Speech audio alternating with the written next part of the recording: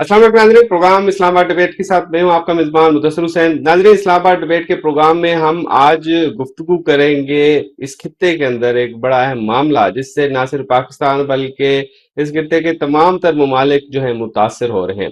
एक जानिब तो इसराइल बमबारी कर रहा है ईरान के ऊपर और ये कशीदगी बरकरार है, लेकिन पाकिस्तान के अंदर भी अगर जाने तो पाकिस्तान में भी हुकूमत की जानिब से अवाम के ऊपर पेट्रोल बम की तरह गिरा दिया गया, उसकी कीमत में होशरुबा इजाफा किया गया जिससे अवाम काफी परेशान हुई। लेकिन इसके ताने बाने जो बताए जा रहे हैं हुकूमत की जानिब से वो सिर्फ और सिर्फ इस कशीदगी के मामला बता रहे हैं, ईरान इसराइल जंग का मामला बता रहे हैं।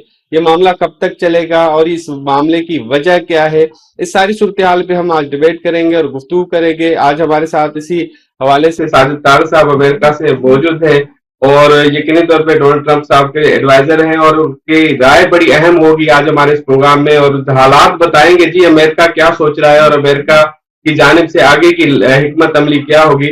और इसके अलावा हमारे साथ जी मुर्तजा साहब भी हैं, ईरान से सीनियर जर्नलिस्ट हैं और नामवर वहाँ पे साथियों में शुमार होता है, उनको भी प्रोग्राम में हम खुशामदीद कहते हैं। सबसे पहले इजाजत से हम साजिद साहब से आगाज करना चाहेंगे क्योंकि अमेरिका इस वक्त उसका क्या स्टैंड है, क्योंकि ईरान ने तो स्ट्रेट फॉरवर्ड बड़ा स्टैंड लिया है और मामला जो है उन्होंने सीधा कहा है कि जब तक चलते रहेंगे जब तक इसराइल की जानिब से कशीदगी कम नहीं होती है।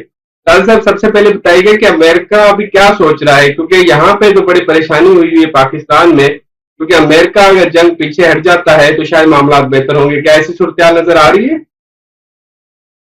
सबसे पहले तो मैं आपका शुक्रिया अदा करना चाहूंगा और दूसरा मुर्तजा साहब और ईरान के अवाम के लिए उनके लिए दुआ गो हूं कि अल्लाह ताला उनके ऊपर रहम फरमाए।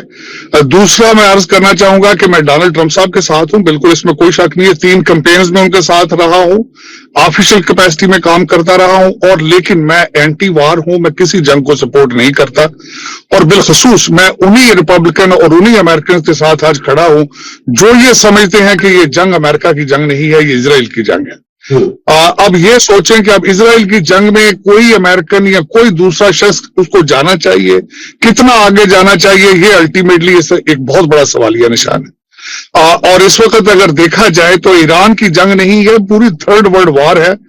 अगर इसको कंपेयर किया जाए 1st world war 2nd world war के साथ तो जितने लोग जितने ममालिक उसमें इन्वॉल्व थे उससे ऑलमोस्ट डबल ट्रिपल आज ममालिक इन्वॉल्व हैं और जितनी महंगाई हो रही है जिन ममालिक के अंदर वो सारे हालतें जंग में ही हैं। बल्कि आज आपने देखा है कि जितना बड़ा पेट्रोल पंप जिसका आपने जिक्र किया है कि पाकिस्तानी गवर्नमेंट ने प्राइस बढ़ाई है, अब ये जरा सोचें कि इसके बाद जो महंगाई का एक तूफान आएगा तो और करप्शन के हालात क्या होंगे, जराइम के हालात क्या होंगे पाकिस्तान में, ये एक बहुत बड़ा तूफान सामने जो है वो उभरता हुआ नजर आ रहा है। और जहां देखा जाए कि इस वक्त कल अल जजीरा की रिपोर्ट थी 3,30,000 बिल्डिंगें गिरा दी गई हैं ईरान के अंदर और हमारे प्रेसिडेंट साहब ने फरमाया था सदर ट्रंप ने कि पत्थर के जमाने में ले जाएंगे, तो पत्थर के जमाने में तो जा चुके हैं। 3,30,000 बिल्डिंगें जब गिर जाएं तो वो तो पत्थर खंडर ही बन जाता है, वो कंट्री थोड़ा रह जाता है। तो अब इससे खुद कहा कि ये अमेरिका की जंग नहीं है तो फिर क्यों शामिल हुए, क्या वजह थी? इसके ऊपर ये एक बहुत बड़ा सवाल है, बहुत बड़ा सवाल है, आपके लिए भी सवाल है, बहुत बड़ा ये। मेरा इसका जवाब ये होगा कि पूरी दुनिया में जूश आबादी कितनी है? 16 मिलियन। इजराइल की आबादी कितनी है? 10 मिलियन। वो सारे के सारे इजराइल जंग को सपोर्ट नहीं करते, ये भी बात सोचने वाली है। लेकिन मुझे ये बताएं कि चंद मुट्ठी भर जूश जो है उन्होंने पूरे 8 बिलियन की पॉपुलेशन है पूरी दुनिया की, उनको हॉस्टेज बना रखा है। आप और मैं आज अभी ईरान की बात कर रहे हैं, उन्होंने 32 मील लेबनान का टेक ओवर कर लिया है, कब्जा कर लिया उसके ऊपर। गजा में अभी जंग जारी है। क्या वजह है? क्या वजह है? उसकी वजह यह है तालीम से दूरी, साइंस से दूरी और एक दूसरे के पीछे जाना। आज मैं आपसे ये पूछना चाहता हूं, आप इस वक्त आज 1 साल पहले 10 मई से लेकर आज तक जरा सोचें, आपने डिप्लोमेसी और आपकी मिलिट्री डिप्लोमेसी किस तरह काम कर रही है। और आपको पता है कि इस वक्त पीटीआई के जो बच्चे हैं, इस वक्त अमीर घरों के बिगड़े बच्चे, वो क्या कर रहे हैं पाकिस्तान के खिलाफ? किस किस्म का प्रोपेगेंडा कर रहे हैं, किस तरह की फेक न्यूज कर रहे हैं, मैं अर्ज करना चाहूंगा। कहते हैं कि जी खामनाई, अली खामनाई वसीयत कर गए हैं कि सिर्फ इमरान खान जो है वो उसको आगे आना चाहिए, उसके साथ नेगोशिएट करना चाहिए। आपको पता है ये बच्चे कहते हैं पाकिस्तान छोटा है, हमारा लीडर बड़ा है। अगर आपकी ये सूरत हाल रहेगी तो फिर इजराइल तो जो मर्जी करेगा वो कर रहा है, आज वो करेगा। सही। मुर्तजा साहब को भी प्रोग्राम में शामिल करते हैं। और मुर्तजा साहब, सबसे पहले ये बताइएगा कि इस वक्त क्या सिचुएशन है, ग्राउंड रियलिटीज क्या है ईरान की? ईरान के ऊपर जिस तरह की बमबारी हो रही है उससे कितना नुकसान तो यकीनी तौर पर हो रहा है, लेकिन क्या अवाम भी चाहती है कि ये मामला बातचीत के जरिए हल हो जाए, या अवाम आयतुल्लाह खamenei साहब की शहादत के बाद खड़ी है कि अब ये जंग चलती रहेगी और तब तक चलती रहेगी जब तक मामला उनके मुताबिक हल नहीं होते? देखिए, मैं आपको एक बुनियादी चीज बताता हूं जिससे आपके समझ में आ जाएगा कि ईरानी आवाम का जज्बा क्या है। मैंने जंग शुरू होने के कुछ दिन बाद एक दो मरतबा सोचा कि मैं पाकिस्तान चले जाऊं, बिलाखिर जंग में मेरा किरदार क्या है। लेकिन मैंने देखा ईरानी आवाम मिसाइलों के साए के नीचे अल्लाह अकबर के नारे लगा रही है और जो अमेरिकन पॉलिसीज है उनके खिलाफ खड़े होकर नारे लगा रही है।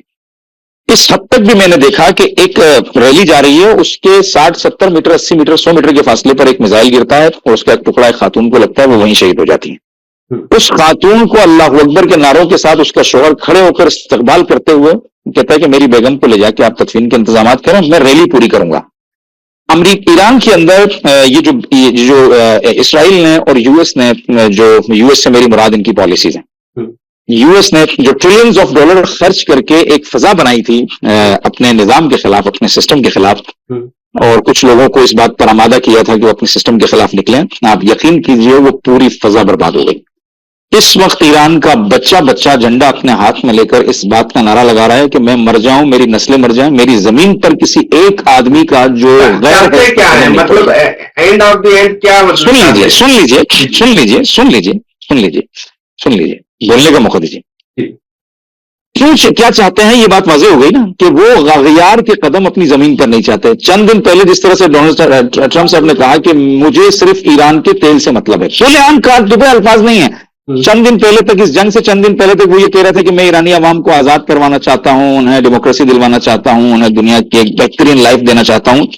चंद दिनों के बाद उन्हीं लोगों ने जो उनके दाम में या उनकी इस मकर फरेब में आ गए थे, उन्होंने देखा कि इन्होंने खुलकर यह ऐलान किया कि मैं ईरान का तेल चाहता हूं, उसके लिए चाहे मुझे ईरान को पत्थर के जमाने में ही क्यों न ले जाना पड़े। अब आप ईरान की थ्रू हिस्ट्री पढ़िएगा, मैं आपको बहुत ज्यादा पीछे नहीं ले जाता हूं। सद्दाम के जमाने में जब अमेरिका और उसके एलाइज ने मिलकर 8 साल ईरान के ऊपर वॉर इंपोज की, तो इब्तिदाई जमाना था, इतने बड़े असलहे और इतने ज्यादा वसाइल भी नहीं थे, इतनी ज्यादा जो रेजिस्टेंस मूवमेंट्स हैं वो भी नहीं थी, इब्तिदाई दौर था। 8 साल लड़े, 3 लाख से ज्यादा लोगों की शहादत दी, छोटे वेपन्स के साथ, आरपीजी, एसएमजी, क्लाशनकोफ, एलएमजी के जरिए इन्होंने इराक को एक कदम भी अंदर नहीं रखने दिया। तो आप क्या समझते हैं, अवाम चेंज हो गई है? अभी भी वही लोग जिंदा हैं, वही सोचे जिंदा हैं, और अब बल्कि ज्यादा शिद्दत आ गई है। मैं जो अमेरिका विड्रॉ करता है अपने इरादे को, ईरान पे कब्जे को, फिर सारे मामला करता है, तो फिर ईरान यकीन दहानी दिलाएगा कि फिर हम कोई पहल नहीं करेंगे या हम कोई हमला नहीं करेंगे जिसका खदशा अमेरिका को है। देखिए, अमेरिका विड्रॉ करेगा, उसकी बुनियादी वजह यह है कि जितने भी ऑब्जेक्टिव्स जो ट्रंप ने बनाए थे वो सारे ऑब्जेक्टिव्स अब खत्म हो गए हैं। Number 1 regime change, number 2 Iran को टुकड़े करना, उसके तेल पर कब्जा करना, नंबर 3 यूरेनियम को निकालना। ये तमाम ऑब्जेक्टिव्स फेल हो गए। अब ट्रंप और उनके तमाम जो कैंपेनियंस हैं, जो उनके साथ हैं इस वक्त इस कैंपेन के अंदर, उनकी मखसूस टीम, सबको मैं नहीं कह रहा हूं, जैसे मेरे साथ ये मोहतरम मेरे कुलीग मौजूद है, इन्होंने कहा कि मैं वॉर के साथ नहीं हूं, वो जो वॉर की प्रोपगेशन करने वाले जो लोग हैं, उन तमाम आबना हुर्मुज के ऊपर बात हो रही है जिसकी मिल्कियत ईरान और ओमान के दरमियान है। वो दोनों फैसला करेंगे, जैसे स्विस कैनाल के अंदर मिस्र पैसा लेता है, जैसे इरमाक के अंदर वो चार्जेस लेते हैं। उन्होंने कहा हम फैसला करेंगे कि यहां से क्या गुजरेगा और क्या नहीं गुजरेगा, और उसके बदले एनर्जी क्राइसिस आपने दुनिया में देख लिया। ईरान 2 चीजें चाहता है। ईरान चाहता है कि पूरी दुनिया मिलकर अमेरिका की इस जंगी मशीनरी को रोके। ये जो इस खित्ते के अंदर से जो एनर्जी निकलती है, उसके जरिए जो पेट्रो डॉलर का धंधा इन्होंने 1945 के बाद जो शुरू किया, 77 के बाद पेट्रो डॉलर से इनकम, और उसके जरिए असलाह बनाना, उसके जरिए दुनिया के अंदर जंगे, फिर वो असलाह बेचना, उसके जरिए पैसा बनाना, इस जंगी मशीनरी को दुनिया लगाम दे कि अमेरिकी बदमाशी अब दुनिया पर मुसल्लत नहीं हो सकती। और फिर असलहे का हाल आपने देख लिया, आज भी एक F-35 स्टील जेट गिर गया। आपने देख लिया जो इनके माहिर जो बेहतरीन रेडार्स थे वो एक 20,000 वाले शाहिद ड्रोन से सुराख कर दिया गया उनमें। तो अब दुनिया को ये सोचना पड़ेगा कि जो एनर्जी क्राइसिस है, क्योंकि ईरान ने एक जुमला और भी कहा, उन्होंने कहा मैं पत्थर के जमाने में ले जाऊंगा। ईरान ने कहा अगर आप पत्थर के जमाने में हमें ले जाएंगे तो फिर इस पूरे खित्ते को, कि जो दुनिया की आधे से ज्यादा हिस्से को एनर्जी प्रोवाइड करती है, ये पूरा खित्ता फिर पत्थर के जमाने में चला जाएगा। और उन्होंने अमली तौर पर ब्रेक ले लेते हैं, कंटिन्यू करेंगे यहीं से। वक्त हुआ है ब्रेक का, ब्रेक लेते हैं, ब्रेक के बाद दोबारा आते हैं।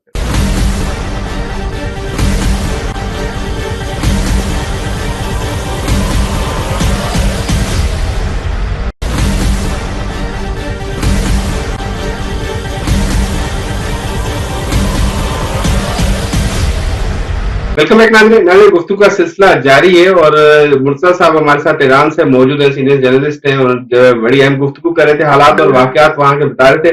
मुर्तज़ा साहब, आपको तो इल्म होगा कि पाकिस्तान में पेट्रोल की कीमतें बढ़ी हैं, आप वहां पे मौजूद हैं। मैं 2-3 चीजें पूछना चाहता हूँ, थोड़ी क्लियरिटी आ जाएगी हमारी पाकिस्तान की अवाम के लिए कि ईरान ने पाकिस्तान का तेल के जहाज नहीं रोके, तो क्या वजह है? वजह क्या है? मतलब कीमतें क्या वो जो कार्गो सर्विस है उसने बढ़ा दी है, या पीछे जहां से पेट्रोल कतर या दीगर ममालिक से आता है उन्होंने कीमतें बढ़ा दी है? वजह क्या नजर आ रही है आपको? देखिए, पेट्रोल की कीमतें तो पूरी दुनिया में बढ़ गई है ना। जो ममालिक सप्लाई कर पा रहे हैं उनकी कीमतें तो बढ़ गई हैं, इसमें कोई दो राय नहीं है। लेकिन शिकार क्यों है इस क्राइसिस का? देखिए, इंडिया ने 7 साल तक कोशिश की इंडिया की जो ईरान की जो ऑयल एक्सपोर्ट है उसको जीरो पर लेकर आए। इस वक्त खुद इंडिया ईरान से तेल खरीद रहा है। अमेरिका ने भी सैंक्शंस कुछ मुद्दत के लिए हटा दी, पाकिस्तान क्यों नहीं खरीद सकता? मेरा सवाल ये है।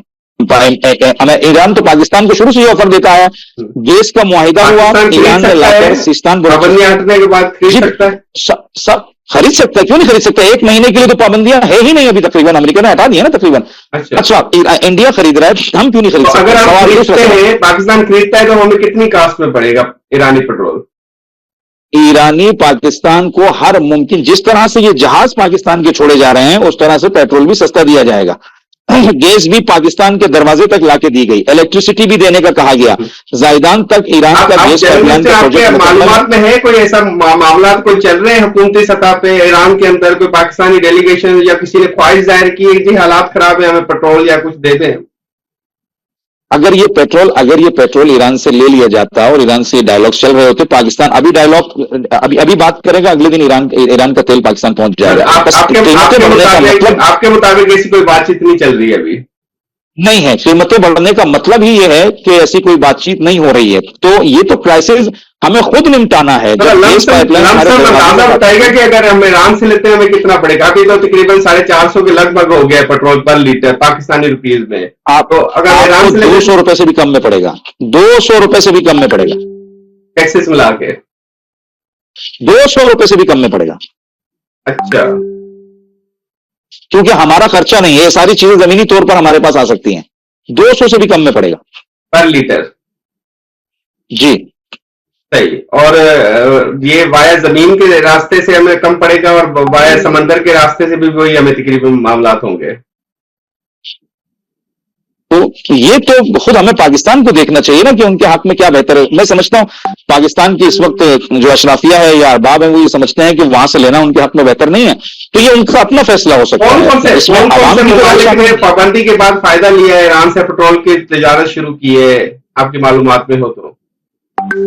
देखिए, चीन तो ऑलरेडी ले रहा है, इसमें तो कोई शक की गुंजाइश नहीं है। इंडिया ने भी शुरू कर दिया है। हाँ, ले रहा था, इंडिया ने भी शुरू कर दिया है। ये दो देखिए छोटे छोटे बायर्स को आप छोड़िए, 2 बड़े बायर्स हैं ईरान के पास, एक इंडिया एक चाइना। इंडिया ने अभी शुरू कर दिया है, ईरान से दरखास्त की है कि हमें तेल दिया जाए, चाइना पहले से ले रहा है। तो इन 2 बड़े बायर्स के तेल लेने के बाद छोटे छोटे बायर्स की आप बात ही ना करें, ये 2 बायर्स ईरान से इस्लामी ममालिक हैं जिन्होंने पाबंदी के बाद पेट्रोल खरीदना शुरू किया है। इस खित्ते में तो अक्सर इस्लामी ममालिक खुद तेल निकालते हैं ना, कौन खरीदेगा? रह गया बांग्लादेश, ये दीगर जो ममालिक हैं, बांग्लादेश खासतौर पर। ऐसी इत्तला मेरे पास नहीं है कि उन्होंने खरीदना शुरू किया है या नहीं, लेकिन जो बड़े बायर्स हैं वो इंडिया और चाइना है। चाइना तो ले रहा है, इंडिया ने भी लेना शुरू कर दिया है। मुर्तज़ा साहब, ये भी जरा बताइएगा, आपने जज्बा तो बताया ईरानी अवाम का, सारी सूरत बताई है, पाकिस्तान की अवाम की बड़ी एफिलेशन है ईरान के साथ, मजहबी तौर पे भी और वैसे भी।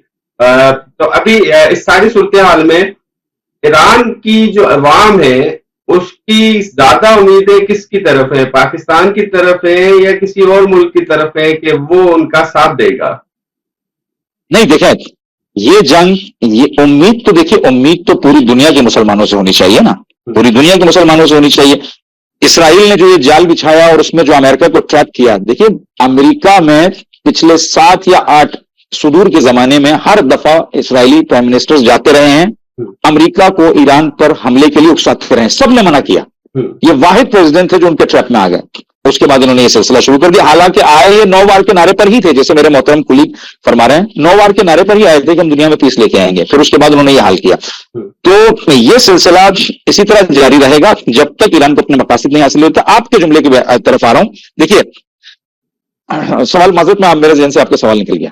जी, मैं यही कह रहा था, कौन से मुल्क है इस्लामिक मुल्क या जो साथ देना चाहते हैं या देना चाहते हैं या अवाम की नजर उसकी तरफ है?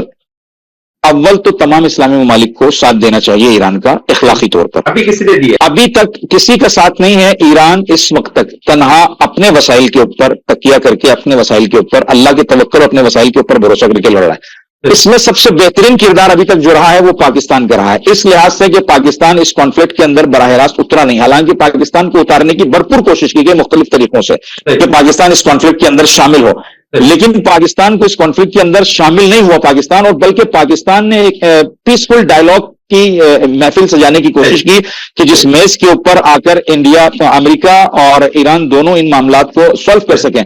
तो पाकिस्तान का किरदार निस्बतन दूसरे ममालिक के बहुत ज्यादा अच्छा है। अच्छा है। साजिद तारा साहब हमारे साथ मौजूद। साहब ये बताइएगा कि एक तासुर था कि पहले मुज़ाकरात का एक सिलसिला शुरू हो गया था ईरान और अमेरिका के दरमियान, आपको याद होगा साल पहले। फिर इसराइल ने जो है जंग खुद छेड़ दी और फिर कशीदगी होगी। अब सूरत हाल दोबारा मुज़ाकरात की तरफ जा रही है, पाकिस्तान इसमें खुद इन्वॉल्व हो रहा है, बराह रास्त सामने भी आ चुका है। अगर मुज़ाकरात हल हो जाते हैं और इसराइल फिर कोई पहल कर देता है, इसकी गारंटी अमेरिका, ट्रंप साहब या कोई लेने को तैयार है कि भाई अब इसराइल कोई पहल नहीं करेगा या कोई ऐसी हरकत नहीं करेगा जिससे मुज़ाकरात सबताश हो? देखिए, मैं 2 पॉइंट आपके सामने रखना चाहूंगा। सबसे पहले तो मैं कहना चाहूंगा कि अभी तक आप जो जंग से बचे हुए हैं, ये दुनिया पूरी एक बड़ी जंग से बची हुई है, उसका क्रेडिट हमारे फील्ड मार्शल आसिम मुनीर साहब को जाता है कि उन्होंने सऊदी अरेबिया में बैठ के जीसीसी कंट्रीज को ये समझाते रहे कि ये जंग इजराइल की जंग है, इसमें आप अगर एक दूसरे पे हमले करेंगे तो इसमें इजराइल की विक्ट्री होगी, तो प्लीज इससे इज्तनाब करें। तो एक तो ये क्रेडिट उनको जाता है। फिर हमारे प्राइम मिनिस्टर जो है ईरान के साथ मुसलसल इन टच रहे। फिर आप हमारे फॉरेन मिनिस्टर साहब को देखें कि उनका बाजू टूटा हुआ है, उनका फ्रैक्चर है, उसके बावजूद वो चाइना का दौरा कर रहे हैं। तो एक तो ये मैं कहूंगा कि इस वक्त पाकिस्तान बहुत अपना लार्जर देन अपनी कैपेसिटी से भर के आपकी मिलिट्री डिप्लोमेसी इस तरह काम कर रही है, बल्कि आपके पड़ोसी भारत को बहुत ज्यादा तकलीफ है और वो जो शरारत करने के चक्कर में भी घूम रहा है और फास्ट फ्लैग करने के चक्कर में भी इस वक्त वो तैयारियां कर रहा है, जो कि आपने उसे कुछ शवाहिद देखे भी होंगे। और दूसरा उसमें जो मैं पॉइंट आपने अर्ज किया है कि इजराइल के हवाले से ये 40 पिछले 45 साल से जो जायनस माइंडसेट था, उनकी ख्वाहिश थी कि अमेरिका को घसीट के इस जंग में मिडिल ईस्ट में लाया जाए और उनके बच्चे और वो अपने खर्चे पे हमारे ग्रेटर इजराइल की जंग लड़े, और अब उसमें वो कामयाब हो चुके हैं। हमारे यहाँ पे बल्कि उसमें मैं आखिरी पॉइंट यह करना चाहूंगा, हमारे एक जूश टोनी बिल्कर, वो जूश है, पिछले दौर में अगले दिन उन्होंने इंटरव्यू दिया, उन्होंने कहा कि वो बड़े अरसे से बराक ओबामा को भी कन्विंस कर रहे थे, जो बाइडेन को भी कन्विंस कर रहे थे, डोनाल्ड ट्रंप साहब कि अगर आपने किसी ने देखना हो तो जब से डोनाल्ड ट्रंप साहब व्हाइट हाउस में आए हैं, बीबी नेतन्याहू के दौरे आप अगर काउंट करें तो आप हैरान हो जाए कि उन्होंने कितने दौरे करके अमेरिका के उनको कन्विंस किया कि आपने जिस तरह वेनेजुएला में किया है, आप 2-3 दिन के लिए वहां पे आए और बिल्कुल उसी तरीके से अपना सारा कुछ ट्रॉफी यहां से लेके वापस चले गए। लेकिन ये एक ट्रैप था, उस ट्रैप में अब अमेरिका फंस चुका है। अब इसमें से किस तरह निकलता है, आखिरी एक और पॉइंट, आज टाइम मैगजीन एक बड़ा एक बहुत पुरानी हिस्ट्री है टाइम मैगजीन की, उसके आज फ्रंट पेज के ऊपर उन्होंने डोनाल्ड ट्रंप साहब की तस्वीर लगाई है और सामने ईरान का नक्शा पड़ा है, और उसमें उसके ऊपर जो इंटरेस्टिंग बात है कि वो उसमें एग्जिट ढूंढ रहे हैं कि अब निकलना कैसे। तो ब्रेक लेते हैं, ब्रेक के बाद दोबारा आते हैं।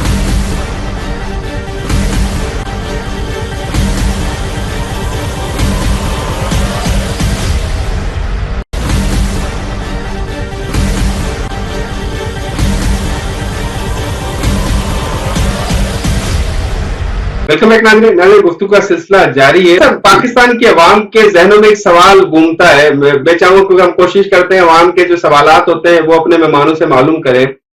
अमेरिका हजारों किलोमीटर दूर बैठा है इस पूरे खित्ते से अगर देखा जाए, और जब भी हम देखते हैं कि ईरान भी अगर चाहता है कि अमेरिका के साथ अगर लड़ाई होती है तो वो कहता है जी मैं इसराइल को मिसाइलों से मारूंगा। पाकिस्तान भी जाहिर बात है दुश्मन है और हम उसको समझते हैं। इसके अलावा सारी कशीदगी जब भी होती है तो इसराइल होता है। अमेरिका ने इसराइल को अपनी कमजोरी क्यों बना दिया है? इतनी दूर रहते हुए वो इस खित्ते में अच्छे ताल्लुकात भी कायम कर सकता है, अच्छे माहौल बना सकता है, सिर्फ इसराइल की वजह से सारे खित्ते के साथ माहौल क्यों बिगाड़ के बैठा है? उसका जवाब सिर्फ 2 पॉइंट्स के साथ दूंगा। एक तो आज आप अभी कोई भी 18वीं सदी से लेकर आज तक साइंस की किताब देखें तो राइटर जूइश होगा। यहां पे हर बैंक का ऊपर हर दूसरे बड़े बैंक का मालिक जूइश होगा। तीसरा इसमें पॉइंट ये बताना चाहूंगा, अमेरिका के इलेक्शंस में जूइश लॉबी $100 मिलियन स्पेंड करती है कांग्रेसमैन और सेनेटर्स पे। आप भी कर लें, कोई भी दूसरा कंट्री कर ले, अमेरिका उसके साथ होगा। आप साइंस में आज आप कोशिश करें, साइंस में आज आप अमेरिका खुद कमजोर है और वो खुद में चलता है इसराइल। नहीं, मैं बताना नहीं, बिल्कुल मैं अर्ज करना चाहूंगा, अमेरिका को बनाने वाले जूइश हैं। सबसे बड़ी बात, आप हिस्ट्री पढ़ें अमेरिका की। आइंस्टाइन कौन था? गौर करें, जर्मनी से यूरोप से जितने जूइश साइंटिस्ट और पैसे वाले जूइश आए थे उन्होंने अमेरिका को बनाया था। फर्स्ट अमेरिका की खुदमुख्तारी इससे तो अमेरिका की खुदमुख्तारी खतरे में नहीं पड़ेगी। बिल्कुल नहीं, मैं समझता हूं कि इजराइल जूइश, बल्कि इजराइल क्या करना, जूइश लोगों का इन्फ्लुएंस $100 मिलियन तो वो इलेक्शन में स्पेंड करते हैं। बताएं जरा, कोई और $100 मिलियन स्पेंड करता है अमेरिकन इलेक्शंस पे? लेकिन वो तो इसलिए करके देख लो, तहफ़्फ़ुज़ अमेरिका करता है। अगर अमेरिका तहफ़्फ़ुज़ करना छोड़ दे तो वो नहीं करेगा। देखिए, तहफ़्फ़ुज़ भी उनका है, जंग भी उनकी है, अमेरिका भी उनका है। ये एक बहुत बड़ा सवालिया निशान है आपके ऊपर। आपने इंग्लिश से दूरी, इंग्लिश से नफरत क्यों है आपको? क्योंकि मौलवियों ने बताया आपको इंग्लिश पढ़ोगे ये काफिर की जबान है, आपने उससे बाइकआउट कर दिया उसका। साइंस से दूरी क्यों है आपकी? आज भी आप फूकों से कैंसर का इलाज कर रहे हैं पाकिस्तान में, उसका क्या करेंगे आप? और शुभ भाईजान को देखें जो इस वक्त पाकिस्तान से बड़ा कॉम्प्लेक्स उन्होंने इंग्लैंड में बना लिया जाके। जब कौम में फूकों से कैंसर का इलाज आज करेंगी तो फिर इजराइल जूइश इसी तरह करेंगे, घर में घुस के मारेंगे आप। खुदारा अपने ऊपर तरस फरमाएं, बच्चों को इंग्लिश और मैथ्स की तालीम दें। मुर्तजा साहब, अभी क्योंकि सूरत आपके सामने है, कोई मुज़ाकरात की बात चल रही है? ट्रंप साहब बार बार कहते हैं जी हम मुज़ाकरात हो रहे हैं, बातचीत हो रही है, पाकिस्तान से हटके कोई डायरेक्टली कोई आपकी नॉलेज में है कोई हुकूमती सतह पे अमेरिका ने राब्ता किया हो? देखिए, बैकडोर तो मुज़ाकरात की कोशिश चलती रहती है ना, पैगाम रसानियां तो होती रहती हैं। ऐसा तो नहीं है कि तमाम डिप्लोमेटिक चैनल्स बंद हो गए हों। ट्रंप साहब की जो बयानात आते हैं उनमें जो तज़ादात होता है, सुबह कहते हैं हम डायलॉग्स कर रहे हैं, शाम को कहते हैं ईरान में कोई डायलॉग्स के लिए बचा ही नहीं। ये सारी चीजें, एक तो जो ऑयल प्राइसेस जो हो गया है, पॉसिबली $150 तक चले जाए, अभी तो फिलहाल 112-14 के ऊपर आ गया, तो उनको मेंटेन करना भी ट्रंप साहब के लिए बहुत जरूरी है, क्योंकि अमेरिका के ऊपर बराह रास्त इसके असरात हो रहे हैं। और जब ऑयल के ऊपर असरात पड़ते हैं तो फिर ट्रांसपोर्टेशन और दीगर खाने पीने की अशिया और कंपनी के अंदर जो चीजें बन रही है, इलेक्ट्रिसिटी से लेकर हर चीज के ऊपर असर पड़ता है बराह रास्त। तो इसलिए वो उसको मेंटेन करने की जानतोड़ कोशिश कर रहे हैं कि किस तरह से मेंटेन किया जाए, और फिर एक सेफ एग्जिट भी चाहते हैं, क्योंकि उन्हें ये मालूम तो हो गया कि मैं एक ऐसे दलदल में गिर गया हूं कि जहां से निकलना मेरे लिए मुश्किल है। उसकी एक वजह अपने पास लिख के रखिएगा, या आपको किसी एनालिस्ट ने बताया होगा, ना कोई ऐसी रिपोर्टिंग हुई होगी। देखिए, अमेरिका ने ईरान के खिलाफ गल्फ कंट्रीज का इस्तेमाल किया, उन्हें एलाइज बना के अपने अड्डे बनाए। ये अड्डे टेम्पररी हैं, ये अड्डे किराए के हैं, ये एयरबेसिस पैसे के हैं, पैसा मिलेगा काम होगा। जबकि ईरान ने अमेरिका के खिलाफ जो एयरबेसिस बनाए हैं वो उनकी अपनी कौमी बुनियाद और नजरिए पर मुहित हैं। यानी ये समझ लीजिए, यमन के अंदर हौसियों को तैयार किया, इराक के अंदर जो रेजिस्टेंस मूवमेंट तैयार हुई, लेबनान के अंदर, वो सारे वो लोग हैं जो जिनकी अपनी जमीन है और उनके साथ ज्यादतियां और नाइंसाफियां हो रही हैं। जब इंसान अपनी जमीन के लिए, अपने लोगों के लिए लड़ता है ना, तो फिर वो अपने घर से अपनी फातिया पढ़ के निकलता है कि अब मैं या अपना मकसद लेके आऊंगा या मेरा जनाजा आएगा। जबकि वहां देखा आपने, अमेरिका ने जहां अपने बेसिस कायम किए हैं, वो खुद भी शीशे के महल में और अमेरिका खुद भी पैसे के चक्कर में वहां मौजूद है।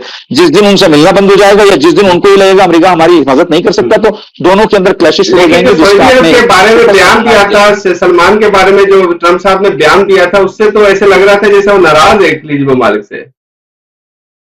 नहीं, वो सबके बारे में बयान देते हैं। खलीजी ममालिक से नाराजगी का मसला नहीं है। 10 से 11 मरतबा उन्होंने कहा कि सऊदी अरब, कतर, बहरीन, अमारात, कुवैत, उर्दून, ये सारे बेहतरीन प्लेयर्स की तरह हमारे साथ मिलकर लड़ रहे हैं। भाई 10 से 11 मरतबा अपनी जबान से जुमला कहना और फिर उस जुमले की तरदीद ना आना, इसमें दो बातें हैं। या तो वो बेचारे डरते हैं कुछ कहने से, या तो फिर इंटरनली उनके साथ हैं। दोनों सूरतों के अंदर एक नतीजा आप ले सकते हैं। अगर वो उनके साथ मिलकर लड़ रहे हैं तब भी उनको ये खतरा है कि ट्रंप साहब हमें अकेले में बचा नहीं सकते, लिहाजा हमें अपने डिफेंस के लिए बीच में आना पड़ेगा ईरान को कमजोर करने के लिए। अगर वो डरकर खामोश हैं तो फिर अगली दफा जैसे ही ये क्राइसिस खत्म होगा, अमेरिका का उनसे एतमाद हटेगा, वो दूसरे अलायंसेस की तरफ जाएंगे। और उसका एक नमूना आपने देखा कि उनको ज़ेलेंस्की को बुलाना पड़ा अपने दिफा के लिए कि ईरान से जा रहे हैं। साहब ने बात कही है, इस पे जरा थोड़ी सी अपने तजिया में रोशनी भी डालिएगा, ख्यालात भी दे दीजिएगा कि वाकई भी ये जंग खत्म होगी तो खलीजी ममालिक का अमेरिका से एतमाद उठ जाएगा और वो फिर शायद दोबारा मौका ना दे इस तरह की पक्की दोस्ती का जो अमेरिका के साथ अभी है खलीजी ममालिक। देखिए, इसमें दो चीजें, एक तो मैं पहले ये बताना चाहूंगा कि आपकी सऊदी अरेबिया के साथ आप बता रहे थे कि डोनाल्ड ट्रंप साहब के जो उनके साथ रिलेशनशिप, तो दर हकीकत बताना ही चाहूंगा कि इसके plan A, B, C, D चल रहे थे पहले भी। पहला प्लान सोचा गया था अल्टीमेटली अमेरिका या इजराइल तो देखे ना, बहुत शातिर है, 45 साल से प्लानिंग कर रहा था इस हमले की। अब उनका पहला प्लान तो रजीम चेंज था, वो नहीं हुआ। बी प्लान ये था कि कुर्द आके लड़ेंगे, वो दूसरा प्लान था। तीसरा प्लान ये था कि GCC कंट्री एक दूसरे के ऊपर हमले करेंगे और ग्रेटर इजराइल, ये कमजोर हो जाएंगे, ग्रेटर इजराइल बन जाएगा।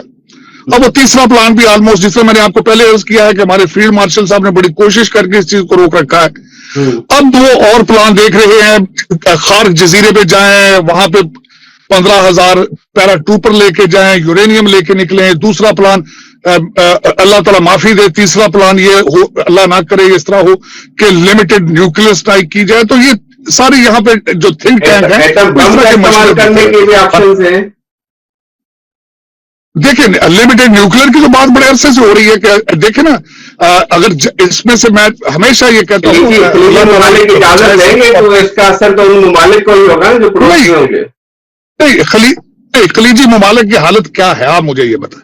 खलीजी ममालिक की सुनता कौन है मुझे ये बताएं। सुन रहा है इस वक्त, उनके पास सिस्टम मौजूद है। अमेरिका को इतने बड़े कुछ भी नहीं देते, कुछ ना जी नहीं, वो ले जाता है, देता कौन है, छोड़ो इस बात को, ये तो अलग बात है।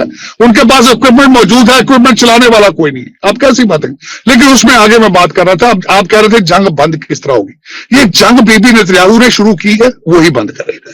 उसकी वजह ये है, अमेरिका तो बेचारा ट्रैप में फंस गया ना, वो तो उसको बुला के उसने कहा ये 2-3 दिन की गेम है, आओ यहाँ पे ट्रॉफी लोग घर चले जाओ। अब वहां जाके जो सिलसिला है, अब दूसरी चीजें दो अर्ज करना चाहता हूं। वहां पे इस वक्त रशिया और चाइना दोनों खड़े हैं। ईरान खुद से वहां से अगर देखा जाए, अल्टीमेटली उनके रशिया के साथ रिलेशनशिप तो बहुत पुराने हैं और रशिया के इनको भी पता है। मैं एक अर्ज करना चाहूंगा, वेनेजुएला का तेल कहां जा रहा था? चाइना जा रहा था। दूसरा सोर्स उनका कौन सा था तेल का था? वो ईरान का था। और चाइना को भी वहां पे आके खड़ा होना जरूरी है, इसमें होना जरूरी है। अगर ईरान का तेल भी कंप्लीटली बंद हो जाता है तो चाइना फिर क्या करेगा? वो साइकिल चलाएगा वहां पे। तो दर हकीकत रशिया और चाइना की मजबूरी है इनडायरेक्टली वहां पे इस जंग को, ईरान को सपोर्ट करना, और वो कर रहे हैं। और जो नुकसान यहाँ पे ये जो हो रहा है अमेरिका का। जी तान साहब, आपके, क्योंकि मैं ये प्रोग्राम के इख्तिताम की तरफ जा रहे हैं, क्योंकि माशाल्लाह आपके पाकिस्तान के सियासी शख्सियात के साथ भी बड़े अच्छे ताल्लुकात हैं और अस्करी क़यादत के साथ भी बड़े अच्छे ताल्लुकात हैं। अमेरिका में आप जाहिर बात है ट्रंप जो बरसर इख्तियार है उनके साथ भी अच्छे ताल्लुकात हैं। जरा अंदर ही समय बताएं कि अमेरिका ने पाकिस्तान को कहा तो नहीं है कि कोई ऑप्शन इस्तेमाल करें, ईरान के हवाले से हमारी मदद करें? नहीं, देखें, इससे बड़ी मदद क्या हो सकती है कि इस वक्त पाकिस्तान एक वाहिद कंट्री है। देखें, साथ दूसरी पार्टियां इस वक्त कौन है इस आर्बिट्रेशन के प्रोसेस में?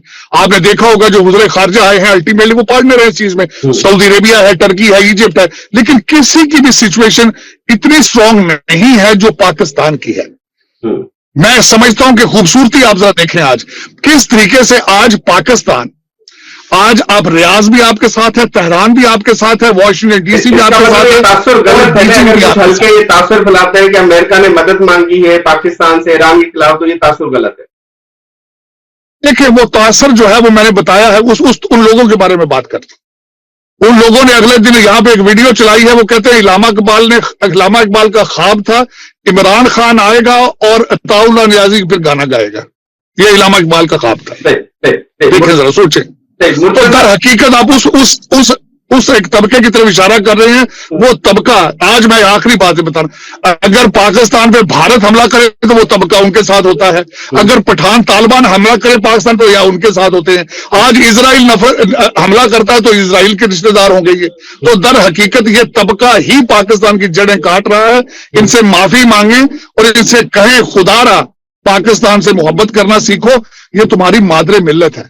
मुर्तजा साहब ये भी बताइएगा आखिर में कि आखिर इसराइल हमारे जो मुज़ाकरात किए हुए वो मानने की पोजीशन में है, क्योंकि कुछ हल्का अहबाब या लोग या सियासतदान या किसी न किसी से कोई ना कोई बयानात आपने देखे या सुने होंगे, अगर पाकिस्तान मुज़ाकरात में कामयाबी हासिल कर ले तय करवाने में, तो इसराइल उस चीज को मानने के लिए तैयार होगा? देखिए इसराइल तो मौजूद बहस ही नहीं है इस वक्त। इसराइल की अपनी हालत गैर है। हिजबुल्लाह ने उनके पूरे शुमाली इलाके को खंडर, जिस तरह से वो यहाँ लगे हुए हैं, हिजबुल्लाह वहां खंडर बना रही है, नंबर 1। दूसरा, इस वक्त यमन की तरफ से भी स्ट्राइक्स जारी हैं, ईरान की तरफ से भी स्ट्राइक्स जारी हैं। वो है कितना बड़ा, उनकी अपनी हालत गैर है। कल ही आपने देखा शदीद तरीन स्ट्राइक उनके ऊपर किया गया और इसराइल ने खुद ये कहा कि ईरान ने इब्तिदाई जंग से लेकर, अगर इसराइल खुद जंग से पीछे हट जाए तो फिर अमेरिका भी पीछे हट सकता है। सुन लीजिए, इसराइल टोटल जंग अमेरिका के सहारे पर लड़ रहा है, जिस तरह से मेरे मोहतरम कुलीग साजिद साहब ने फरमाया। टोटल जंग, जिस दिन अमेरिका पुल आउट हुआ उस दिन इसराइल खुद ब खुद पुल आउट हो जाएगा, उसकी इतनी हिम्मत नहीं है। नंबर 2, अगर वो जंग लड़ता है तो फिर इस खत्ते के अंदर उसके बचने के इम्कान कम है। ये मैं नहीं कह रहा हूं, ये रशियन डिफेंस मिनिस्टर कह रहे हैं कि इसराइल ने अपने आप को तबाह करने के इंतजाम अपने हाथ से पूरे किए हैं। टोटल डिपेंडेंट जो ये वॉर है वो अमेरिका के ऊपर है कि वो किस तरह से इस जंग से एग्जिट करता है। सिर्फ एग्जिट की बहस रह गई, जिस तरह से लेकिन साहब ने ये भी कहा है कि अगर एटम बम का ऑप्शन भी मौजूद है अमेरिका के पास, अगर उन्होंने ये इस्तेमाल कर लिया तो नहीं हो सकता। देखें, दुनिया के अंदर अब वो वियतनाम वाली सिचुएशन नहीं है। चाइना के पास स्टॉक भरा हुआ है, रशिया के पास स्टॉक भरा हुआ है, अमेरिका मिलिट्री के एतबार से ज़ईफ़तर हो गया है। अमेरिका के जितने वीक पॉइंट्स थे वो सारे चाइना ने, रशिया ने देख लिए हैं और दुनिया के दीगर ममालिक को ये पता चल चुका है कि जब ईरान एक छोटा सा मुल्क हो कि हमसे अमेरिका से लड़ सकता है तो फिर हम भी लड़ सकते हैं। और आपने देखा मैक्रोन साहब का ये बयान जो उन्होंने ट्रंप साहब के लिए दिया कि इंसान को ज्यादा हमेशा नहीं बड़बड़ाना चाहिए, खामोश रहना ज्यादा बेहतर है बेकार की बातें करने से। तो मैक्रोन जैसा आदमी जब ये कहे, जिसको डोनाल्ड ट्रंप हमेशा तड़ियां लगाता था कि तुम्हारी हुकूमत बदल दूंगा, तुम्हारे मामले बदल दूंगा, तो इसका मतलब ये है कि दुनिया जसूरियत की तरफ चली गई है। और उससे इब्ने खुल्दून के एक कोटेशन से मैं आपको बताऊंगा। इब्ने खुल्दून जो मशहूर रियाजीदान है वो कहते हैं कि जब कोई पावर ये समझने लग जाए कि वो नाकाबिल शिकस्त हो गई है या शिकस्त नापजीर हो गई है तो उसी लम्हे से उसका जवाल शुरू हो जाता है। तो डोनाल्ड ट्रंप साहब के साथ भी और जो अमेरिकन एस्टेब्लिशमेंट है उनके साथ भी यही रवैया आपको और यही मामला हो गया कि वो ये समझने लग गए थे कि दुनिया में हम नाकाबिल शिकस्त हैं, लेकिन अब वो जोम और वो भरम तकरीबन टूट गया है। तो ये खुद अमेरिका को समझना पड़ेगा कि जो बाकी चीजें हैं उनको संभाल कर सिर्फ एग्जिट लेकर यहां से निकलना ही बेहतर होगा। आखिर में तारा साहब, क्योंकि आप की जानिब से मैं चाहता हूं कि कोई अमेरिकन शहरी की हैसियत से आप ईरान के लोगों को या पूरे इस खित्ते के लोगों को क्या पैगाम देना चाहते हैं, और आपकी तरफ अमेरिका की तरफ नजरें हैं कि अमेरिका की अवाम क्या चाहती है? देखिए, अवाम चाहने की मैं सबसे पहले ये अर्ज करना चाहूंगा कि डोनाल्ड ट्रंप साहब, जिनका मैं बहुत बड़ा सपोर्टर हूं, उनकी हर चीज सपोर्ट करता हूं सिवाय इस जंग के और सिवाय किसी भी जंग कि मैं डोनाल्ड ट्रंप साहब खुद एंटी वार प्रेसिडेंट के तौर पे सामने आए थे। 8 जंगें, 8 महीने, फिर नोबेल पीस प्राइज, फिर उसके बाद पीस बोर्ड, ये सारी चीजें। लेकिन मैं इस वक्त बात ये करना चाह रहा था, और बल्कि मैं मुसलसल आपके प्रोग्राम में मैंने कई दफा कहा कि डोनाल्ड ट्रंप साहब टैरिफ्स के जरिए जंगों का अहदाफ हासिल करते हैं। मैं खुद इस चीज के हक में था कि डायलॉग, इकोनॉमी, मुआशरत के साथ बातें करें। दुनिया के अंदर हर बच्चा, हर मां का बच्चा एक बहुत कीमती बच्चा है। हर जान दुनिया के अंदर एक कीमती जान है। किसी भी जान, मैं बल्कि यहां पे ये करना चाहूंगा, ईरान के अगर बच्चे कीमती हैं तो यहूदियों के बच्चे भी कीमती हैं। मैं बिल्कुल ये कहूंगा, और मैं जंग के खिलाफ हूं किसी जगह भी। मैं और उस पर मैसेज यही दूंगा सारी दुनिया को, एक तो क्लैश ऑफ सिविलाइजेशन हो रहा है, और सबसे बड़ी बात यह है, इसमें खास बात देख रहे हैं, इजराइल ने किस खूबसूरती के साथ 20 ममालिक उसके आसपास हैं, उसने चुन चुन के सफाया कर दिया। और मुझे यह बताएं कि आज अगर ईरानी बच्चे मर रहे हैं, लबनानी बच्चे मर रहे हैं, गजा के बच्चे मर रहे हैं, तो कॉमन चीज इसमें क्या है कि सारे के सारे मुसलमान हैं। और क्यों मर रहे हैं? क्योंकि तालीम से दूरी है, तालीम से दूरी है। सही, बहुत बहुत शुक्रिया। जी जी जी, बहुत शुक्रिया साजिद साहब, आपने अपना कीमती वक्त दिया हमारे चैनल को। मुर्तजा साहब, आपका भी बहुत शुक्रिया, आपने अपना कीमती वक्त दिया। नाज़रीन, आज के प्रोग्राम में इस खित्ते के सबसे बड़े अहम मामले उसके ऊपर बात की, उस पर डिबेट की, क्योंकि सारी पाकिस्तान की और इस खित्ते की आवाम की नजरें इस मामले पर है। इसके साथ अपने मेजबान मुदस्सिर को दीजिएगा इजाजत। अल्लाह हाफ़िज़।